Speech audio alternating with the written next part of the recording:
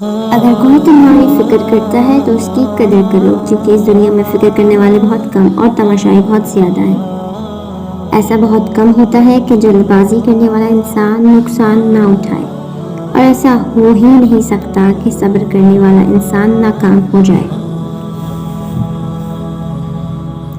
ان لوگوں پر اعتبار کرو جو تمہاری 3 باتیں بھانپ سکیں: 1 تمہاری خوشی میں چھپا درد، 2 تمہارے غصے میں چھپا پیار، 3 تمہاری خوشی میں پوشیدہ وجہ۔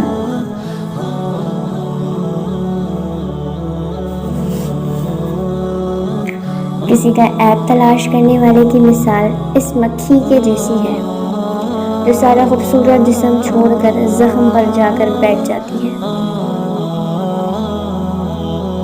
دشمن کو 1000 موقع دو کہ وہ دوست بن جائے، لیکن دوست کو ایک بھی موقع مت دو کہ وہ دشمن بن جائے۔ کبھی کسی کو دکھ مت دو، کیونکہ معافی مانگ لینے سے بھی دل میں درد باقی رہتا ہے، جس طرح دیوار میں کیل نکالنے سے بھی سراغ باقی رہتا ہے۔ زندگی کے ہر موڑ پر صلح کرنا سیکھو، کیونکہ جھکتا وہی ہے جس میں جان ہوتی ہے، اکڑنا تو مردے کی پہچان ہوتی ہے۔ کسی بھی وجہ سے گناہ نہ کرو، کیونکہ وجہ ختم ہو جائے گی، گناہ نہیں۔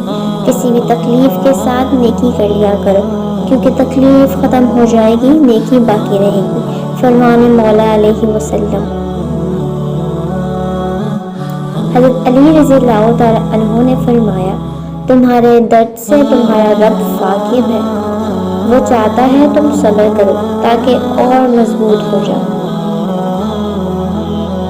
حضرت علی نے فرمایا، جب تم کسی کو اکیلا دیکھو تو سمجھ جاؤ، کیونکہ وہ ایک سچا انسان ہے، بھیڑ ہمیشہ منافق کے ساتھ ہوتی ہے۔ ٹھنڈا کھانا۔ رسول اللہ صلی اللہ علیہ وسلم نے ارشاد فرمایا، گرم کھانا ٹھنڈا کر لیا کرو، کیونکہ گرم کھانے میں برکت نہیں ہوتی۔ وہ تبدیلی بنو جو آپ دنیا میں دیکھنا چاہتے ہیں۔ عظیم کام کرنے کا واحد طریقہ یہ ہے، جو کچھ آپ کرتے ہو اس سے پیار کرو۔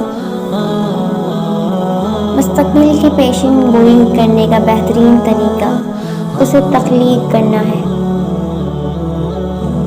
فرق نہیں پڑتا کہ آپ کتنے آہستہ چلتے ہیں، جب تک آپ باز نہیں آتے۔ حضرت علی رضی اللہ تعالیٰ عنہ نے فرمایا، زیادہ مذاق کرنے سے انسان کو 2 مصیبتوں کا سامنا کرنا پڑتا ہے: 1 آدمی کی عزت چلی جاتی ہے، 2 لوگوں سے دشمنی پیدا ہو جاتی ہے۔ ایسا شخص جس نے کبھی غلطی نہیں کی، اس نے کبھی بھی کچھ نیا کرنے کی کوشش نہیں کی۔